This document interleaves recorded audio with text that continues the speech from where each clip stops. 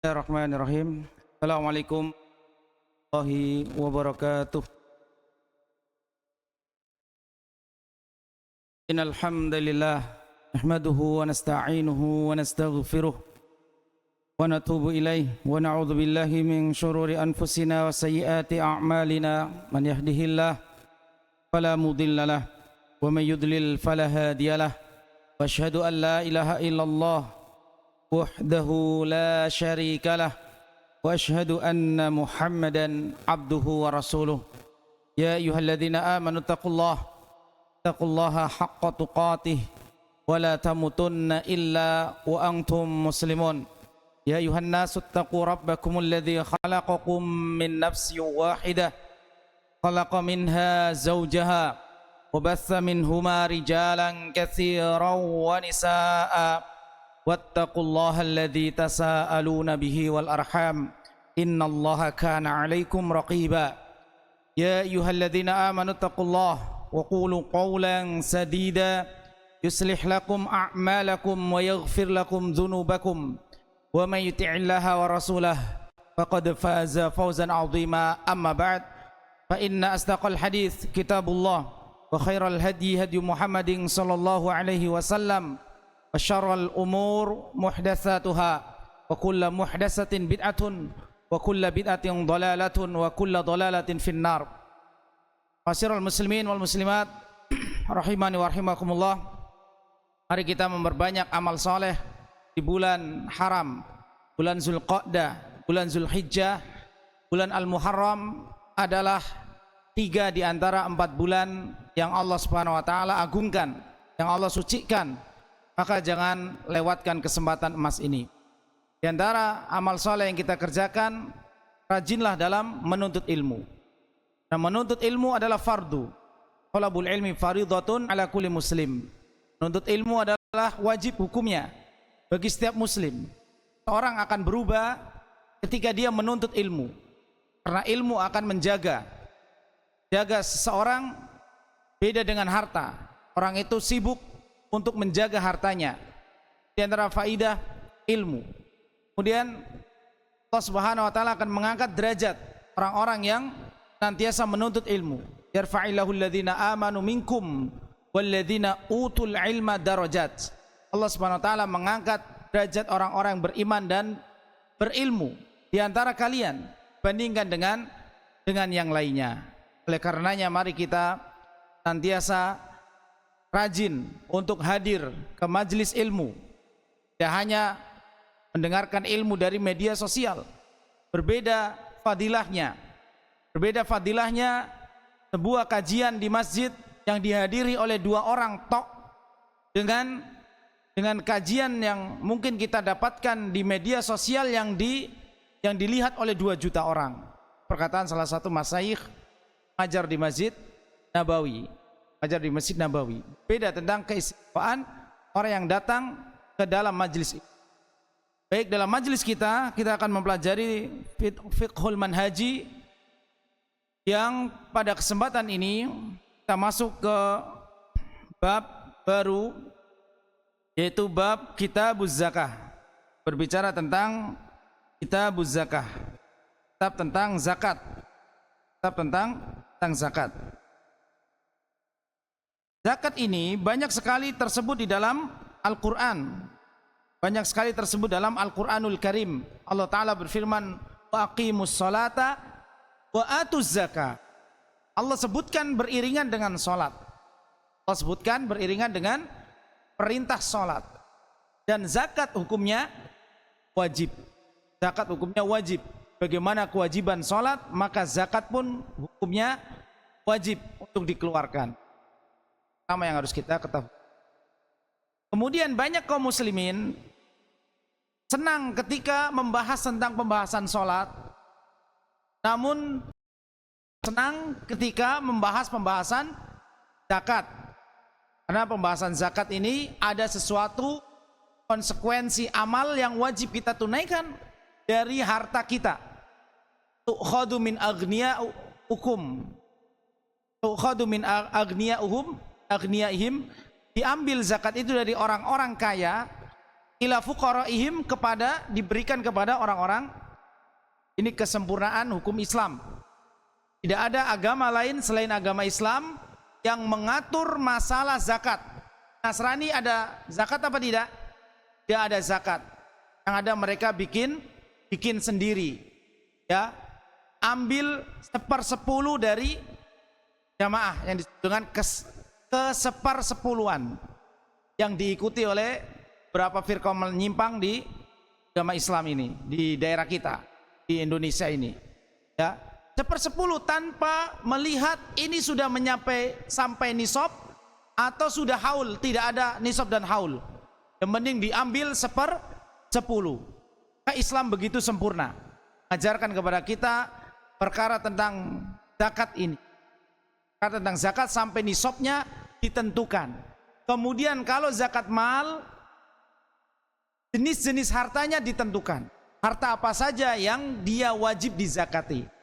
Kita ketika ternak ikan nila, kemudian panen 1 ton, 1 bulan ada zakatnya. Nah ini diatur dalam Islam. Harta apa saja yang wajibkan zakat, ya, dari jenis peternakan, atau apakah perikanan ada, ini diatur.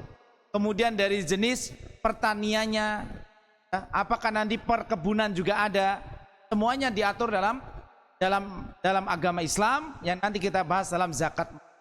Nah, zakat ada 2, zakat badan dan zakat harta. Zakat badan, ada Ustaz zakat badan, apa tidak? Zakat badan, zakat yang berhubungan dengan badan, di mana badan kita berada, di situ kita keluarkan zakatnya, yaitu zakat fitr. Zakat fitr. Itu di mana? Di Cilengsi. Di mana? Di Gandoang. Zakat fitrah di Gandoang. Gak usah jauh-jauh Ustaz, zakat fitrah boleh nggak untuk ibu saya di kampung? Lebih melenceng lagi, lebih jauh lagi. Ya, zakat itu suatu kewajiban yang tidak boleh diberikan kepada orang-orang yang di bawah tanggungan kita. Orang tua itu al-aslu. Ya, al-aslu artinya asalnya orang tua itu adalah tanggungan kita. Jangan zakat fitrah untuk orang tua, zakat mal untuk orang tua. Tidak. Ya. Dan perhatikan ikhwah, bahwa zakat, masalah zakat ini, ketika kita berbicara tentang afdoliyah, keutamaan, mengeluarkan zakat, pahalanya lebih besar daripada bab sedekah. Mengeluarkan zakat, pahalanya lebih besar daripada ketika kita membahas tentang sedekah. Harus kita ketahui di poin-poin yang wajib kita. Bagaimana sebagian ikhwah menganggap 2 rakaat sebelum subuh khairun minad dunya wa ma fiha, lebih baik dari dunia seisinya. Kemudian dia melalaikan 2 rakaat fardu subuh. 2 rakaat subuh atau fardu subuh ini tentu pahalanya lebih besar daripada 2 rakaat sebelum. Kenapa? Karena amalan wajib tidak bisa digantikan dengan amalan sunnah yang memiliki fadilah yang begitu besar sekalipun. Maka zakat ini pembahasannya, ya, kita akan diberikan pahala yang begitu besar ketika mengeluarkan zakat. Itu zakat yang pertama, ya, zakat badan, zakat fitrah. Manapun badan Anda berada, Anda membayar zakat fitrah Anda. Dan yang kedua zakat mal, ya, berkenaan dengan harta kita. Kalau zakat badan kita disucikan dari kelalaian ibadah puasa di bulan Ramadan, maka zakat mal, harta kita akan Allah sucikan. Tidak hanya harta, ya, tidak hanya harta, tapi dua juga sama. Allah Ta'ala berfirman, khud min amwalihim shadaqatan tutahhiruhum wa tuzakkihim biha wa sallu alaihim inna salataka sakanul lahum. Khud amwalihim, ambillah harta mereka. Disuruh ngambil. Karena sistem Islam ini sistem yang sempurna. Antara sistem yang beredar di tengah-tengah masyarakat kita, sistem yang antum kenal sistem apa? Kapitalisme. Orang seberang bilang kapitalisme. Kapitalisme. Sistem kapital. Atau sistem apa lagi? Sistem komunisme misalkan yang harus sama rata sama rasa. So, makanya komunis itu lahir dari protesnya kapitalis. Komunis siapa yang menciptakan? Karl Marx, ya, seorang Yahudi. Pokoknya biang kerok segala masalah orang Yahudi. Dia menunjukkan protesnya dulu orang-orang Eropa terhadap golongan bangsawan yang memperkaya diri, termasuk protes terhadap golongan agama, sehingga muncullah paham komunisme yang mensamaratakan. Dan ini muncul pula di Indonesia, ya. Di awalnya berkembangnya komunisme ini di negara Rusia. Siapa ya? Lenin. Apa ya? Bacanya apa bacaannya? Kalau bacaannya cuman baca-baca berita ya, yang nggak tahu sejarah. Kemudian ya menyebar ke Indonesia. Dulu Indonesia ini sebenarnya yang mau perang-perangnya sama Malaysia. Soekarno mengeluarkan ganyang Malaysia. Karena ada pemberontakan PKI mulai reda itu. Kita fokusnya menupas ke PKI ini. Kenapa perang? Ya silakan baca sejarah. Kita sedang belajar fikih. Kita sedang belajar fikih. Antum yang lebih tahu sejarah mungkin. Tapi yang jelas kita juga belajar sejarah. Seperti itu sejarahnya. Baik. Maka sistem kapitalisme ini atau sistem komunisme tidak dianut dalam agama Islam. Sama rasa sama rata komunisme enggak berlaku dalam Islam. Atau kapitalisme yang kaya-kaya yang miskin-miskin. Ini juga tidak dianut dalam Islam. Yang benar adalah tu'khadhu min agniyaihim. Ya, khudh min amwalihim. Tadi tafsir dari ayat khudh min amwalihim. Ambillah dari mereka harta mereka. Surat At-Taubah ayat 103. Khudh min amwalihim shadaqatan tutahhiruhum wa tuzakkihim biha wa sholli alaihim. Taubah ayat 103. Diambil tu'khadhu min agniyaihim, diambil dari orang-orang kaya. Jadi Islam tidak melarang kita untuk menjadi orang kaya. Misalkan kita kaya dari harta yang halal, dari bisnis-bisnis yang halal. Namun perlu diketahui Bapak Ibu sekalian, jamaah rahimani wa rahimakumullah, tidak mungkin harta seorang itu 100% halal. Ya? Karena pasti ada kemelencengan sedikit. Pasti ada. Yang pedagang, ada yang bohong-bohongnya dikit, kurang-kuranginya dikit, atau mungkin ada ketidakjujurannya sedikit. Nah, untuk menghapus kekeliruan tersebut, maka Nabi SAW katakan innat tujara fusaqon. Sungguhnya para pedagang itu fasik mereka. Berdagang ini salah satu kunci untuk memperoleh harta. Nabi SAW katakan pedagang itu fasik. Bagaimana untuk keluar dari kefasikan? Untuk keluar dari kefasikan bagaimana? Ya bersedekah. Nah tentu pembahasan zakat ini lebih utama daripada pembahasan sedekah. Sedekah ini sunnah, adapun zakat wajib. Supaya Anda yang pedagang keluar dari kefasikan. Terkadang harta pegawai memang mulus-mulus saja hartanya. Kadang dia zolim dikit, ya, dia bohong, dia ini dan itu. Sama semua harta kita tidak bersih sebersih-bersihnya. Oleh karenanya untuk membersihkan harta tersebut perlu kita mengeluarkan zakatnya. Dan zakat ini ibadah, kewajiban ibadah. Dan zakat boleh dikeluarkan sebelum waktunya. Nah ini ibadah yang berbeda ketentuannya dengan ibadah sholat. Kalau sholat tidak bisa dilakukan sebelum waktunya. Misalkan sekarang mau sholat isya, saya takut mati nanti 15 menit lagi. Kita sholat isya sekarang. Ini nggak bisa. Bahwa sholat itu inna sholata kanat lil mu'minina kitaban mauquta. Ada waktunya kalau ibadah sholat. Nah zakat pun ada waktunya Pak. Tapi kalau sudah memenuhi syarat, boleh. Yang nggak boleh dikeluarkan itu kalau belum memenuhi syarat. Nanti ada waktunya. Waktunya kapan? Kalau mencapai nisab. Maka nisab saja belum, sudah disuruh zakat. Sudah disuruh zakat profesi. Profesi antum apa? Pegawai. Gajinya 5 juta. Potong langsung. Potong 2,5%. Ya, 2,5% dari 5 juta berapa? Apa? 125. Hanya dari 25. 250. Apa?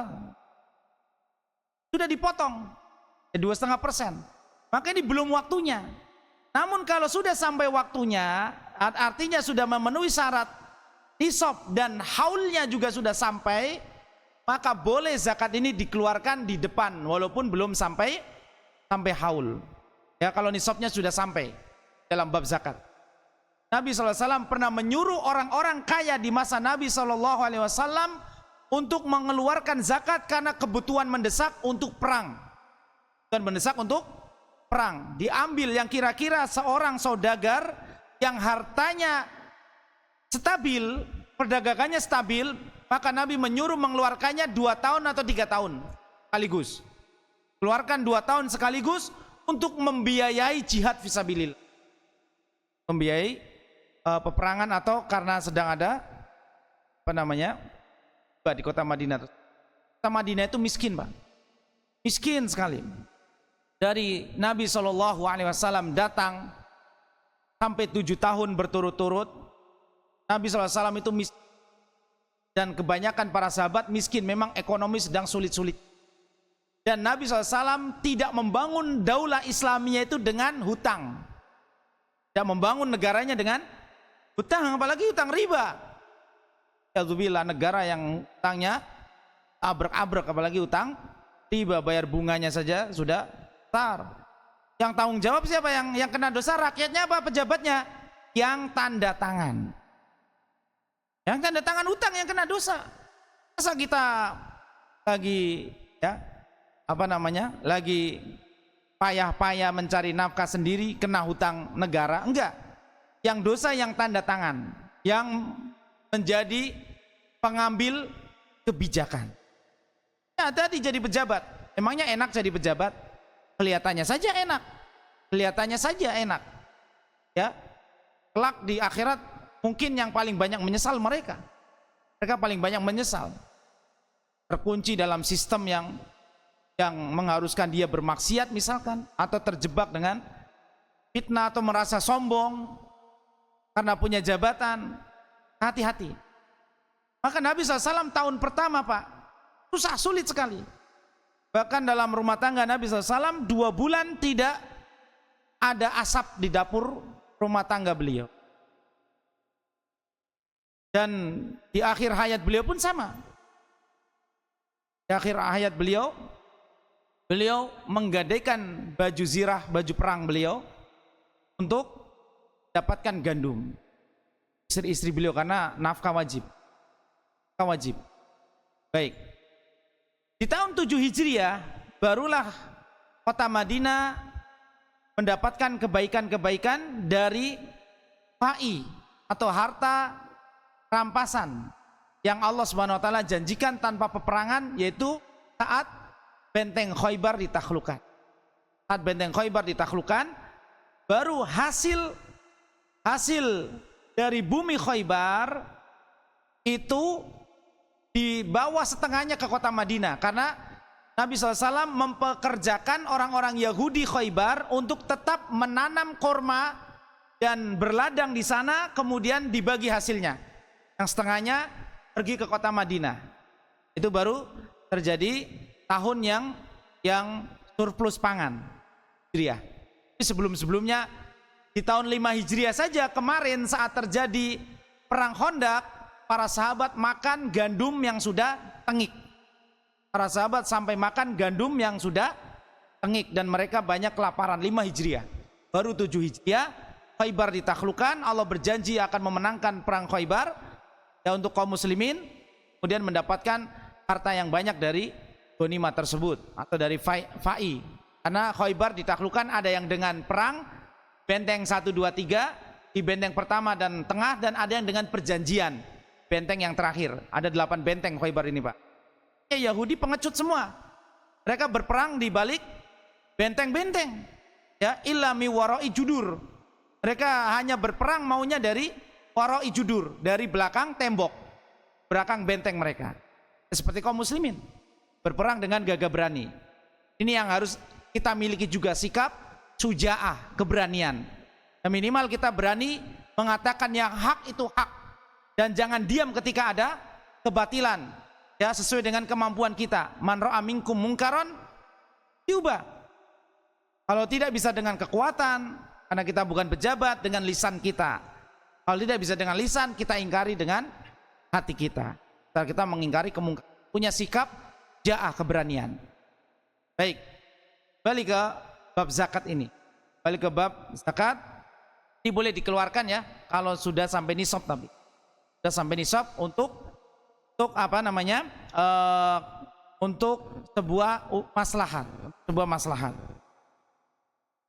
Baik, di sini disebutkan di Fiqhul Manhaji ini tentang tarikh masru'iyat tuha, tarikh masru'iyatiha, kapan disyariatkan zakat ini. Zakat ini disebutkan as-sahihu anna masru'iyataz zakati kanat fis sanati tsaniyah min hijrah an-nabi sallallahu alaihi wasallam ilal madinati kubail fardu shaumi Ramadan. Di zakat itu disyariatkan tahun kedua Hijriah. Dari hijrahnya Nabi SAW dari Mekah ke Madinah, dan itu terjadi sebelum disyariatkannya puasa Ramadan. Jadi di tahun 2 Hijriah ini ada banyak sekali pensyariatan. Tahun kedua Hijriah. Ya, syariat zakat tadi, dan syariat jihad juga terjadi di tahun 2 Hijriah. Karena syariat Islam itu bertahap.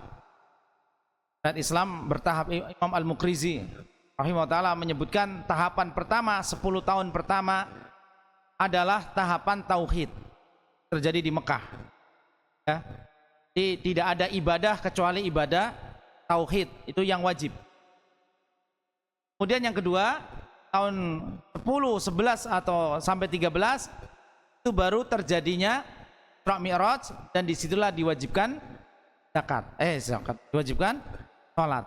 Di ibadah yang pertama dibangun adalah ibadah hati, Pak. Makanya ngaji tauhid itu sangat penting.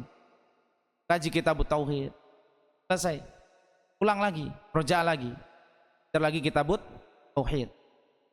Usul salasa sudah selesai, Ustaz. Sudah selesai, bukannya sudah kaji lagi. Sudah selesai ngaji usul salasa dengan Ustaz Abdullah Syafi'i dulu. Allah, ngaji lagi, cari lagi kajian usul salasa.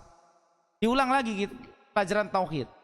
Selama 10 tahun sahabat mereka digembleng tauhid mereka oleh Nabi SAW. Baru ibadah yang sifatnya fisik dari hati, dan ibadah yang sifatnya fisik yaitu sholat. Sholat itu ada gerakannya. Kemudian tahun ketiga Hijriah, kedua Hijriah baru ada ibadah zakat, ibadah mal. Ibadah mal, tadi ibadah fisik, sholat, sekarang ibadah mal. Kemudian tahun ke-6 Hijriah baru ada ibadah haji, ibadah yang menggabungkan antara mal dan fisik, yang menggabungkan antara harta dengan fisik kita. Orang berhaji itu butuh fisik yang kuat, butuh fisik yang kuat. Ini jenis-jenis ibadah. Ya. Baik, jadi di tahun 2 Hijriah ini ada pensyariatan zakat, ada pensyariatan jihad, ada pensyariatan puasa Ramadan. Wajibkannya Ramadan tahun 2 Hijriah tadi. Ini pensyariatan ibadah. Mereka bertahap ibadah. Pelarangan pun bertahap, seperti dilarangnya khamar ada 3 tahapan atau 4 tahapan ya. Ini disebutkan dalam Al-Qur'an. Ad-daruj, tahap dan bertingkat. Baik, adapun zakat kan tadi tarikhnya. Kemudian masalah yang keempat, hukmuha wa daliluha. Hukum zakat itu apa? Hukum zakat itu wajib. Az-zakatu ruknun min ahamil arkanil islamiyah. Zakat merupakan rukun yang penting dari rukun Islam. Ini penting. Kenapa? Karena orang yang menolak membayar zakat mal di masa Abu Bakar As-Siddiq, maka Abu Bakar sangat tegas. Para ulama itu menyebutkan, Pak, Abu Bakar ini orang yang sangat lembut, Umar orang yang sangat keras.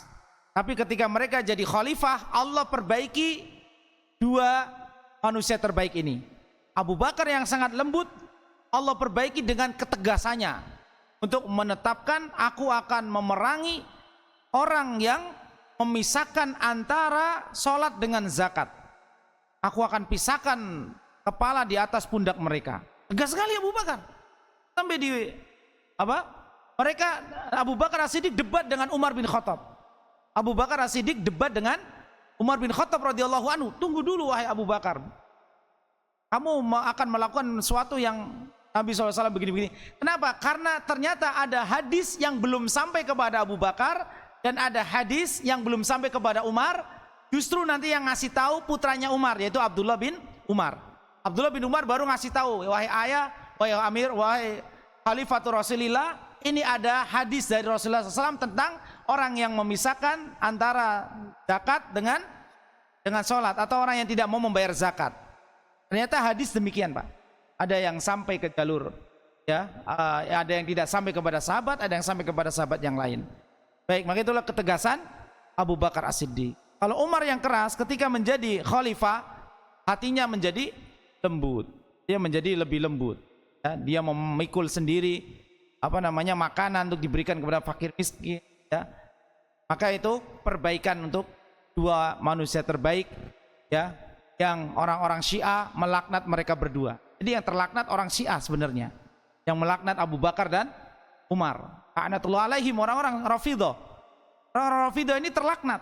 Kenapa terlaknat? Dia melaknat manusia terbaik Abu Bakar As-Siddiq dan Umar bin Khattab radhiyallahu anhuma, dan melaknat putri-putri terbaik mereka yang merupakan Ummul Mukminin Hafsah dan Ummul Mukminin Aisyah radhiyallahu taala anha. Jadi kalau bicara Syiah kita tegas, Pak. Tegas. Bicara Rafidhah kita tegas tentang keburukan akidah dan agama mereka. Syiah sudah banyak tersebar di Indonesia. Di Indonesia tersebar di berbagai kota-kota. Mereka buka beasiswa ke Ghodir Qum. Mereka buka beasiswa ke Qum, daerah di Irak atau Iran sana. Ya, yang pada masa kami kuliah, ya, penerimaan mahasiswa UIM Universitas Islam Madinah 120 siswa, yang diterima ke Qum sudah 300 siswa, 300 mahasiswa. Hanya kalau pulang sekarang orang-orang siang recokin di media sosial, recokin membentur-benturkan antara Wahabi, antara Nahdiyin, kerjaan orang-orang Syiah. Siapa lagi kalau bukan mereka? Mereka mengeluh-elukan Houthi Yaman yang akan menyerang Israel. Ya, sampai ada ustadz bilang, potong kuping saya kalau Syiah nyerang Israel. Ustadz lain yang bilang, bukan saya. Ya. Maka Houthi ketika mau nyerang Israel, rudalnya lewat Saudi. Jangan-jangan salah sasaran nanti nembak Masjidil Haram. Hanya Saudi kemudian menghalau rudal yang diarahkan oleh Houthi. Ini banyak. Dia klaim mau mendirikan negara bulan sabit, melengkung di negara Teluk itu, ya, negara bulan sabit. Di Libanon, ya, sudah dikuasai Syiah. Ya. Syiah kok mau perang sama Yahudi, wong Syiah itu bikinan bentukan Yahudi. Nanti mereka sama-sama menyembah Dajjal. Ya, bahkan sinagog yang ada di Iran, daerah Asbahan, lebih banyak daripada sinagog yang ada di Tel Aviv, kota Israel sekarang. Jangan percaya sama orang-orang Syiah. Bualan-bualan saja mereka. Pencitraan Presiden Iran dulu, pencitraan sangat sederhana ini dan itu. Sekarang mereka siap cari panggung dunia, seolah-olah akan membentengi Palestina dengan begini. Belum lagi kalau bahas Hamas, aduh, jangan bahas Hamas sama saya. Ini beda pandangan, ribut lagi, kisruh lagi, ya. Baik, balik aja ke masalah zakat. Balik ke laptop. Ini diantara pelajaran yang kita ambil, hikmah hukum zakat, ya. Ya, hukumnya wajib. Wajib memberi Zakat ini pahalanya luar biasa. Amalan wajib. Kalau sedekah, Nabi SAW jamin mana kosot min sodakotun min malin, mana kosot sodakotun min mal. Jadi ada satu hadis, perhatikan, ada satu hadis yang hadis ini diawali dengan sumpah Nabi SAW. Beliau bersumpah, walladzi nafsi biyadih, demi yang jiwaku di tangannya. Dia bersumpah, Nabi SAW bersumpah. Kemudian beliau bersumpah tentang 3 perkara. Karena yang pertama adalah perkara tentang masalah sedekah. Manaqasat sodakotun min mal. Harta yang disedekahkan itu tidak akan berkurang. Harta yang disedekahkan tidak akan berkurang. Dan ingat, Bapak Ibu sekalian, rahimani wa rahimakumullah, Nabi SAW menyebutkan suatu yang bertentangan dengan naluri kita, akal sehat kita.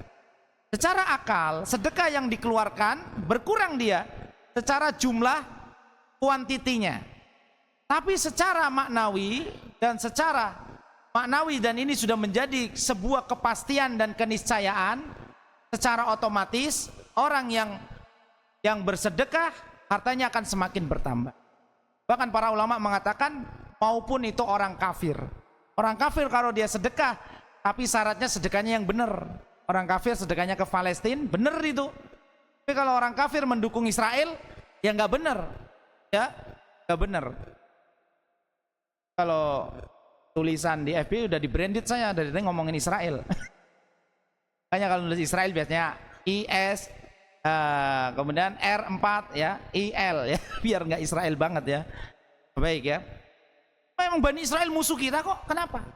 Bani Israel memang musuh kita, Yahudi itu musuh kita. Allah sebutkan sifat-sifat Yahudi, sifat-sifat Yahudi di dalam Al-Quran dari surat Al-Baqarah ya, dan di dalam Al-Quran banyak sekali penyebutan sifat-sifat mereka karena supaya kaum muslimin siap menghadapi propaganda mereka ya.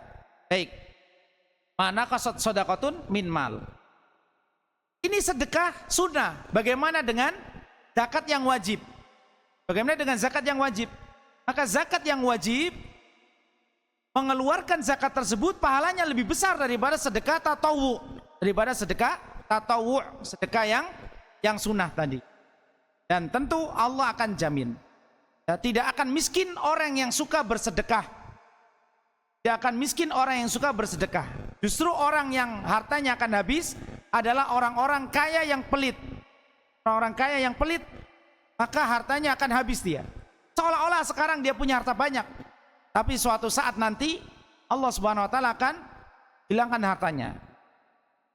Karena Allah Subhanahu wa taala menyebutkan, karena orang yang pelit itu adalah temannya setan.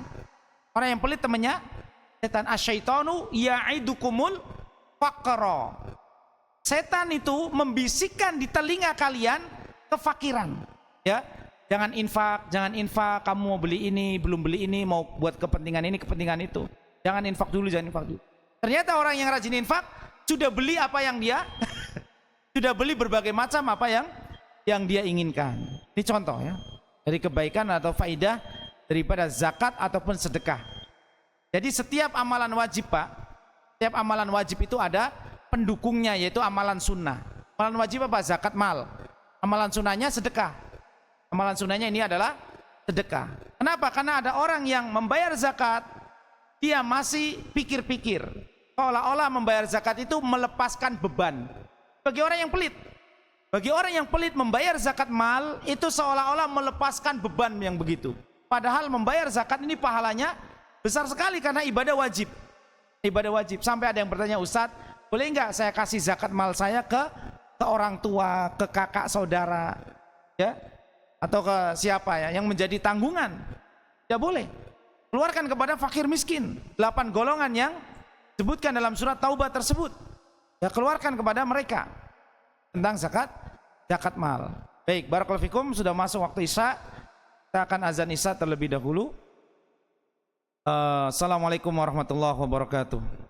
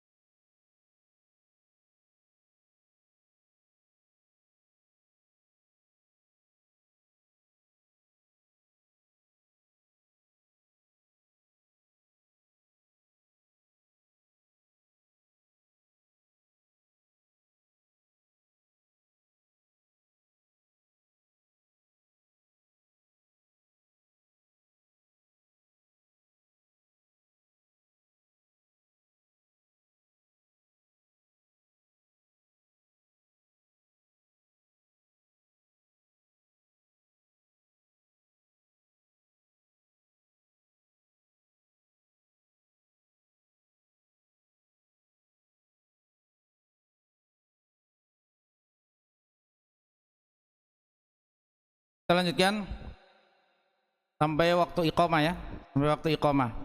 Jadi di antara pembahasan yang ditulis di Fiqhul Manhaji ini tentang dalil zakat, ini tersebut dalam Al-Quran terulang 32 kali. Saya masih hafal pelajaran ini dari SMP, bahwa zakat itu ayat di Al-Quran itu memang ada 32 kali. Kan di SMP antum pernah ingat nggak buku pelajaran agamanya warnanya hijau tua, ampulnya bukan hardcover tapi ini kurikulum GBHN 94 kalau nggak salah. Dulu belum ada ATSP, belum ada KBK, kurikulum berbasis kompetensi, ya, belum ada Kurtilas, kurikulum 13. Ini kurikulum banyak banget, ya, bikin siswa-siswa mumet. Ya dibalikin lagi, balik ke kurikulum buku. Kalau kurikulum kebanyakan HP, siswanya nggak pintar-pintar, banyak main, iya. Ya jangankan siswa, ya, yang gurunya saja terfikna dengan velocity begini, ya kan? Gimana guru kok ngajarin begitu? Guru kok ngajarin hal-hal yang kurang bermanfaat, ya, hanya ingin viral dan sebagainya. Baik ya, jadi dalam kitab tersebut Direktorat Pendidikan Departemen Agama, saya masih ingat, oh ya, bab zakat. Ya pelajarannya umum aja sih. Tersebut 32 kali, ya. Di sini tidak disebutkan, tapi di sana disebutkan. Di sana disebutkan 28 kali berhubungan dengan sholat dibandingkan dengan masalah sholat. Jadi ada 4 kali ayat zakat yang tidak berhubungan dengan sholat. Wa aqimus sholata wa atuz zakah, ini banyak sekali, 28 kali. Karena wajibnya sholat dan wajibnya zakat. Zakat pertanian juga wajib ya. Pertanian, kita panen pertanian. Pertanian itu ya kalau di kita padi, kalau di sana korma, panen korma. Kalau panen, dan Nabi SAW mengeluarkan zakat, beliau punya tanah di Khaybar. Tanah di Khaybar yang ketika beliau wafat, Fatimah radhiyallahu taala anha pergi ke Abu Bakar As-Siddiq sebagai khalifah, menanyakan tentang warisan. Ya, coba bayangkan, Fatimah datang kepada Abu Bakar menanyakan, wahai khalifata, ya khalifatu Rasulillah, wahai khalifah Rasul, karena Amirul Mukminin itu nanti gelar mulai dari Umar bin Khattab, Amirul Mukminin. Kalau Abu Bakar julukannya khalifatu Rasulillah. Kalau Umar gelarnya khalifatu khalifati. Mudhof ilaih, mudhof ilaih. Khalifatu khalifati Rasulillah. Ini nyebutnya kepanjangan. Wahai khalifatu khalifati Rasulillah. Karena khalifahnya Rasulullah, karena dia khalifah kedua, Umar bin Khattab. Maka kemudian ada seorang sahabat yang mengatakan, karena engkau mengurusi banyak urusan kaum mukminin, maka engkau adalah Amirul Mukminin. Sejak itulah gelar khalifah itu jadi Amirul Mukminin. Ya. Ada sini Amirul Mukminin. Amirul Hajj. Amirul Hajj tahun lalu sudah kabur tahun ini. Sudah ngumpet. Ya, entah ngumpetnya di mana karena kasus dana korupsi haji ini. Saya kalau bilang begini ada yang marah-marah nanti pendukungnya. Aneh nggak takut ya. Silakan ente marah. Hak-hak ente. Aneh berani kok. Aneh berani. Tapi berani saya juga nggak nekat. Ya, buktikan saja ya. Baik. Oh, seluruh Indonesia yang dibohongi, bukan cuma kita. Baik. Baik, itu Amirul Mukminin. Amirul Hajj beda ya. Baik. Maka di situ Abu Bakar As-Siddiq mengatakan, Nabi memang pernah punya ladang, karena Nabi SAW mendapatkan 1/5. Fa inna lillahi wa rasulahu khumusah. Ini namanya ada harta khumus. Harta 1/5. Makanya di dalam ilmu pendeta hartanya usur 1/10. Dan di ilmu grup LDII itu juga 1/10. Entah dari mana itu kiasnya.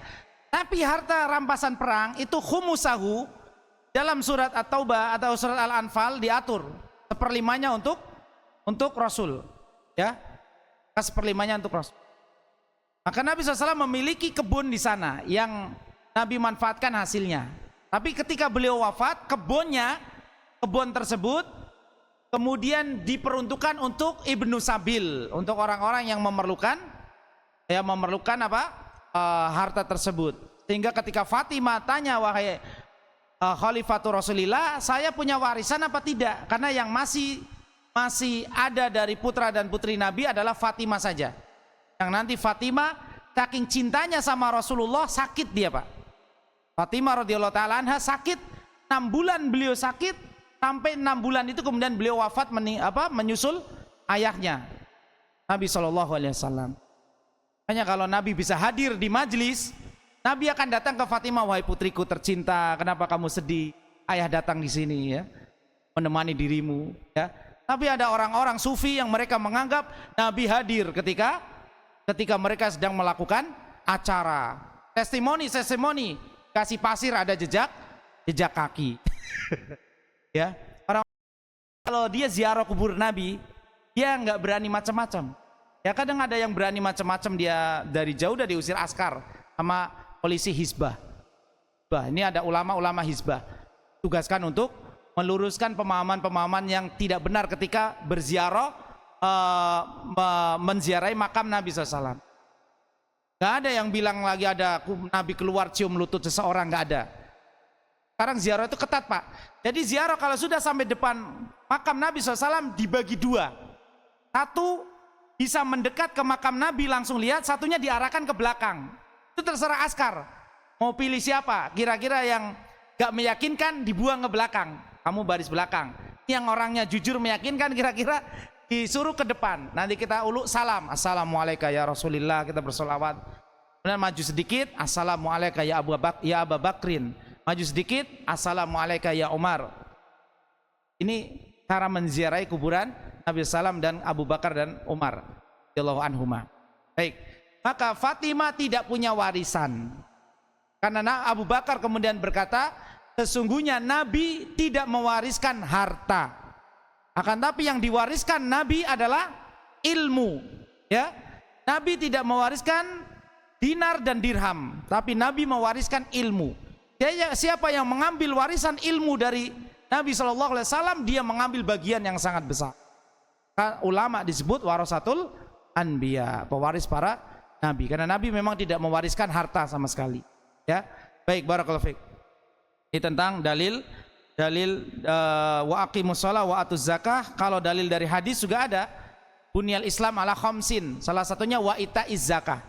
Islam dibangun di atas 5 fondasi yang kokoh, salah satunya membayar zakat. Tidak hanya zakat fitrah, tapi zakat mal. Ya, ini Indonesia kalau zakat mal digalakkan, Pak, luar biasa Indonesia ini. Ya, karena banyak orang kaya di Indonesia kok, tapi ternyata Indonesia masuk negara yang kemiskinannya terbanyak kedua di dunia. Ya, banyak kedua di dunia setelah Zimbabwe. Zimbabwe, negara-negara miskin yang sudah pada resesi. Ya, di Zimbabwe, kemudian di mana, di daerah-daerah itu uang itu segepok uang nggak laku, untuk membeli sebungkus nasi saja nggak laku. Ini bahayanya kalau terjadi kekacauan di negara. Makanya kita bersyukur hidup di negara Indonesia yang aman. Kita bersyukur, Pak, nikmat aman itu nikmat luar biasa. Dan kita dikit-dikit demo, ya. Kemarin 1 Mei hari buruh demo. Emang mau apa sih? Mau demoin apa sih? Ya para buruh ini ya, perserikatan ya. Nah, antum ada salah seorang serikat di sini. Pekerja. Gak tahu mau demoin apa dan sebagainya. Ya. Tentu kita memohon kepada Allah Subhanahu wa taala pemimpin-pemimpin yang amanah, supaya kita dimudahkan urusan-urusan duniawinya, supaya pemimpin itu bisa adil. Karena pemimpin yang diharapkan adalah keadilannya. Kalau pemimpin nggak bisa adil, rakyatnya tidak akan sejahtera. Nabi Ibrahim itu berdoa supaya suatu negara itu aminan warzuk ahlahu, supaya negara itu aman dan rakyatnya makmur. Ini ciri negara yang baldatun thayyibatun warabun ghafur. Negaranya aman, hankam merata, syarat keamanannya terpenuhi, kemudian rakyatnya makmur. Ya, rakyatnya makmur, gempa lipa, roh jinawi, ada surplus pangan. Masalahnya kita surplus beras, tapi masih impor dari Vietnam. Surplus jagung masih impor juga. diselidiki sama Menteri Arman sekarang, ya kan? Menteri Arman sampai sidak sendiri nggak bawa ajudan. Kalau bawa ajudan, ajudannya sudah ngasih tahu ada menteri datang, kamu siap-siap ya. Ya, kabur akhirnya. Beliau sendiri hari libur datang kemudian minta jatah, pura-pura minta jatah. Ada jatahnya nggak ini? Oh ada Pak Menteri. Berapa persen? Jadi saya kirim orang untuk ngambil jatah saya. Beliau bongkar kemudian sindikat kebusukan para pengimpor pangan tersebut. Gak percaya, media sosial ada sekarang kok. Ada di media semuanya. Saya lihat kalau rakyatnya jauh daripada ilmu agama, tidak amanah, dia tidak menjalankan syariat-syariat Allah, maka terjadilah kerugian. Yang rugi siapa? Lagi-lagi yang rugi adalah sosial masyarakat yang dirugikan. Ya, baik, maka itu baldatun thayyibatun. Kalau ingin jadi baldah yang thayyibah, amanahlah. Kita butuh pemimpin yang adil, ya, pemimpin yang adil. Kemudian warobun ghafur, yang diampuni penduduknya oleh Allah Ta'ala. Jadilah penduduk negeri yang beriman dan bertakwa. Walau anna ahlul qura amanu wattaqau la fatahna alaihim barokat. Keberkatan akan dibuka Pak untuk penduduk negeri yang beriman dan bertakwa. Nah kalau dari rakyat bawah aja sudah korupsi, ya, pejabat desanya sudah pada korupsi, ceramah yang begini nggak disukai sama pejabat-pejabat ini. Pejabat desa aja nggak suka ceramah model beginian. Ya iya, karena melawan hawa nafsu mereka. Ya, katanya sudah hidup di zaman reformasi. Kenapa kita takut sama orang-orang seperti itu? Ya, kita harus berani. Tapi beraninya jangan tanpa ukuran juga. Kita menasihati tegas. Beri nasihat itu adalah ketegasan. Jangan kita jadi setan bisu ketika ada kemungkaran yang didiamkan. Jadi seperti setan bisu. Setan aja sudah jelek, apalagi bisu, ya. Baik, ya. Ini dia tentang dalil dari Quran dan Sunnah. Adapun hikmah disyaratkannya zakat, salah satunya adalah membersihkan jiwa tadi. Membersihkan jiwa dan membersihkan harta. Jiwa kita akan bersih dari penyakit pelit, karena tidak akan berkumpul keimanan dan pelit. Nabi SAW katakan wasodaqah itu burhan. Sodaqah itu burhan. Burhan itu bukti kalau kita orang beriman. Buktinya apa? Gak pelit. Orang beriman itu gak pelit. Kalau ada orang beriman, ngaku-ngaku beriman, imannya tinggi, atau strata sosial kedudukannya tinggi tapi pelit, ya nggak jadi. Nabi SAW pernah pergi ke Bani Salimah. Bani Salimah itu yang sekarang ada masjid Qiblatain. Kita kalau dibawa ziarah masjid Qiblatain di Madinah paling puter balik aja. Kecuali antum mau naik bis yang ada di kota Madinah itu bayar berapa real ya? Saya belum pernah naik soalnya. Itu kemudian antum akan dibawa ke salah satu destinasi wisatanya masjid Qiblatain, bisa sholat di situ. Yaitu Masjid Bani Salimah, perkampungan Bani Salimah. Ya. Maka Bani Salimah ini Nabi SAW berkata, siapa pemimpin kalian? Disebutkan pemimpinnya Fulan bin Fulan. Kemudian rakyatnya lapor, ya Rasulullah, pemimpin kami itu pelit. Ya, jadi orang pelit nggak cocok jadi pemimpin, karena dicela sama masyarakatnya. Pemimpin itu nggak boleh pelit. Ya, kita lihat pemimpin-pemimpin dulu, dia bagi-baginya juga bukan pas musim kampanye. Bagi-bagi ya sudah, bagi-bagi, rakyatnya ditolong, ya dibantu. Baik, maka hikmahnya itu membersihkan harta, memperbaiki kehidupan masyarakat. Karena orang kalau yang kaya zakat, dan zakat itu Pak diatur, harta tertentu mencapai syarat-syarat tertentu dikeluarkan dengan cara tertentu. Ini pengertian zakat, ya. Diatur dan dikeluarkan zakat itu terang-terangan. Ada petugas dari amil yang sudah disertifikasi oleh negara sebagai amil. Jadi panitia di masjid ini bukan amil yang resmi, karena amil itu tugasnya dia memungut zakat, benar-benar didatangi perusahaan, datangi rumah orang kaya, kemudian dihitung. Dia benar-benar kerja. Kalau panitia di masjid dan menerima zakat mal, ya, maka itu tidak disebut amil dan dia tidak boleh bagian itu ngambil bagian. Oh saya kan amil, ini ada zakat 10 juta, hitung per-8-nya. Per-8 dari 10 juta berapa? 100, 1.250.000. Ya enggak? Ya matematika ini ya. Matematika. Ya. Baik, 1/2,5% itu 1/40 bilangan tahannya, desimalnya 1/40 dibagi 40 aja, 10 juta bagi 40. Maka ini bukan amil yang, kalau kita bantu menyalurkan, tafadhol, kita bantu salurkan. Dan kalau tidak ada amil, zakat mal boleh dibagikan langsung sendiri ke tetangga-tetangga yang miskin. Makanya zakat mal bisa memperbaiki keadaan masyarakat. Jadi masyarakat pun nggak dengki sama si kaya, sama orang yang kaya ini, karena dia tenang. Tenang, ini nanti Pak Fulan yang kaya ini nanti juga tiap tahun bagi zakat. Bahkan boleh membagi zakat kepada tetangga kita yang miskin, dihitung kebutuhan sebulannya dikalikan 12 bulan. Boleh dikasih setahun kebutuhan orang miskin tersebut. Ya, sekarang orang miskinnya pintar-pintar, asik, kebutuhan saya 2 juta kali 12. Jadi saya akan dapat 24 juta. Sayangnya nggak ada yang ngasih 24 juta ke antum. Ya, ini orang miskin udah pintar hitung-hitungan, yang kayanya nggak ngeluarin zakat. Yang kayanya nggak ngeluarin zakat. Tapi begitu cara mengeluarkan zakat, antum boleh hitung kebutuhan fakir miskin tadi dikalikan 12. Bahkan para ulama berpendapat boleh kita mengembangkan usaha orang miskin ini kalau punya bakat. Misalkan orang miskin ini bakatnya apa? Bakatnya tani. Maka bantu dia, belikan alat-alat tani. Misalkan kalau musim kering, biar dia tetap menanam palawija, berikan dia mesin. Mesin apa itu? Yang buat ngebor air, buat jedot air ya. Atau belikan alat-alat pertanian yang lumayan canggih, selama kebutuhannya terhitung dan memang jatah dia.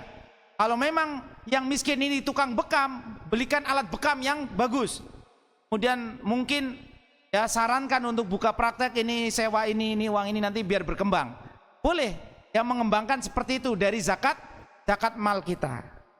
Nabi SAW pernah bersabda kepada Amr bin As, ni'ma mali solih, sebaik-baiknya ni'ma malin solihin, sebaik-baiknya harta soleh, harta yang baik, lirojulin soleh, untuk seorang yang soleh.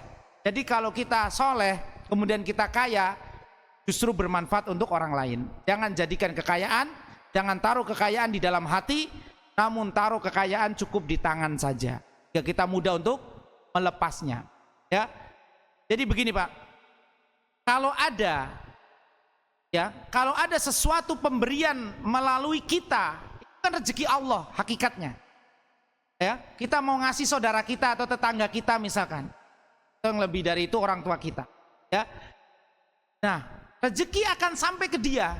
Tapi kalau sampai langsung dari Allah lewat perantara orang lain, kita nggak dapat pahala.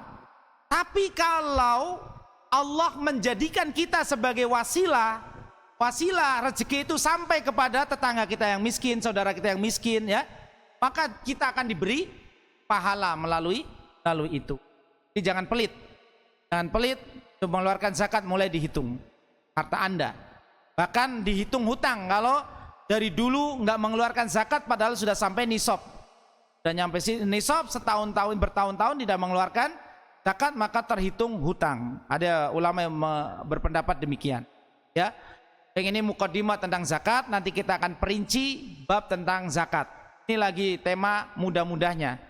Tema kedepannya lebih pusing. Ya, zakat, cara menghitung zakat bagaimana? Ya. Cara menghitung zakat bagaimana, zakat apa saja komoditi yang wajib dikeluarkan zakatnya, karena kita bicara zakat mal bukan zakat fitr. Kalau zakat fitrah sudah selesai, keluarkan 4 mud, 2 sa' atau 4 mud, sudah selesai ya. Itu tentang zakat fitr. Adapun zakat mal ada pelajaran yang lebih rinci, dan alhamdulillah kita murojaah lagi. Dulu kita dapat di sekolahan, sekarang kita dapat di masjid. Sekarang antum bisa interaktif ya, bisa bertanya bagaimana nanti menghitung zakat ya, sebagaimana akan kita pelajari di waktu yang akan datang insyaallah. Ada pertanyaan? Silakan. Alhamdulillah tidak ada pertanyaan. Penjelasan 1 jam mudeng semua. Barakallahu fiik, kita cukupkan dengan kafaratul majlis. Subhanakallahumma wa bihamdika asyhadu alla ilaha illa anta astaghfiruka wa atubu ilaik. Bila taufiq wal hidayah. Assalamualaikum warahmatullahi